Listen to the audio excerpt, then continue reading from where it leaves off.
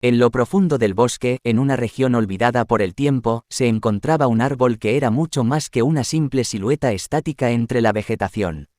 Era conocido como el árbol caminante y su presencia despertaba un escalofrío en aquellos que se aventuraban cerca de él. La leyenda contaba que, una vez cada siglo, el árbol caminante cobraba vida. En la oscuridad de la noche, sus raíces se convertían en tentáculos retorcidos y sus ramas en extremidades móviles. El árbol se desplazaba con una ferocidad y determinación inexplicables, acechando a aquellos que se atrevían a ingresar en sus dominios. Un grupo de exploradores intrépidos, ansiosos por desentrañar los misterios del árbol caminante, decidieron adentrarse en el bosque y documentar su existencia. Armados con cámaras y equipamiento de expedición, emprendieron su camino bajo la tenue luz de la luna. A medida que la noche caía, la atmósfera se volvía cada vez más opresiva, como si el bosque mismo respirara una energía malévola. Incluso los sonidos de la naturaleza parecían apagarse, dejando solo un vacío escalofriante. Finalmente, los exploradores llegaron al claro donde se encontraba el árbol caminante. Sus raíces retorcidas parecían esperar, listas para desplegarse y atrapar a cualquier ser vivo que osara acercarse demasiado. Con incredulidad y temor, los exploradores capturaron imágenes del árbol intentando documentar su existencia de manera irrefutable. De repente, el sonido de un crujido resonó en el aire y el suelo tembló bajo sus pies.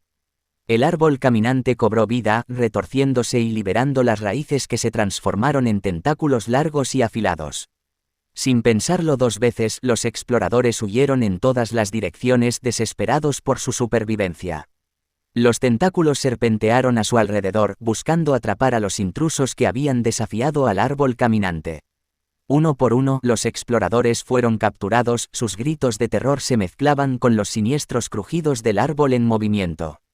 Sin embargo, uno de los exploradores logró encontrar un refugio momentáneo detrás de un gran tronco caído.